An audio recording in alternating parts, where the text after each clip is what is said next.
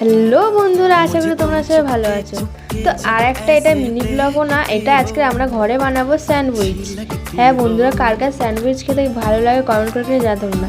তো দেখতেই পাচ্ছ আমরা পিৎজা অর্ডার করি, কত কি অর্ডার করি, কিন্তু এই সসগুলো আমরা খেতে ভুলে যাই, তাই জন্য সসগুলোই আজকে ইউজ করে হয়েছে। তার জন্য আমি স্যান্ডউইচ বানানোর জন্য পেঁয়াজ শসা সব কেটে নিয়েছিলাম। এখন সব জোগাড় যাতে নিয়ে এখন ওই বাড়ি চলে যাচ্ছি, কারণ ওই বাড়িতে আমরা স্যান্ডউইচ মেকারে এবার আমরা স্যান্ডউইচ করবো।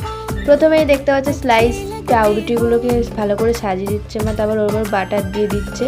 আর বাটার এখন আমরা দিয়ে দেবো আলুর পুরটা। তারপর দেওয়ার পর এরপর আমরা যেগুলো শসা তারপর পেঁয়াজ এগুলো সব কেটে রেখেছিলাম সেইগুলোও দিয়ে দেবো। আমি শুধু আজকে মাকে বলছিলাম মা বেশি করে চিজ দেবে, কারণ আমার চিজ দিয়ে স্যান্ডউইচ খেতে হেভি লাগে। দেখো আমার মা আমার বলে চিজটা খোল, আমি এখন চিজটা এখন খুলে দিচ্ছি। আমরা আজকে ইউজ করবো আমুলের চিজ। তো এটা পড়েছিল তাই জন্য ভাবলাম কোনো কাজে তো লাগবে, তাই জন্য এই কাজে লাগিয়ে দিলাম। দেখতে পাচ্ছ এখন আবার চিলি ফ্লেক্স দিয়ে দিচ্ছি। আর চিলি ফ্লেক্স ছাড়া তো কোনো কিছুই অসম্পূর্ণ না, এগুলো পিৎজা থেকে আমরা পেয়েছি, এগুলো আমরা ইউজ করে নিচ্ছি। দেখতেই পাচ্ছ এখন আমরা আবার কিছুটা স্যান্ডউইচের বেকারে আমরা বাটার দিয়ে আবার ওটা বসিয়ে দেবো। তারপর কি আমরা এখন কাজটা করে নিচ্ছে, পরপর এক এক করে আমরা লেয়ার করে নিচ্ছি। তারপর আমি একটু ঘোরাঘুরি করছিলাম স্যান্ডউইচ যতক্ষণ হচ্ছিলো, আর স্যান্ডউইচটা হেভি হয়েছে।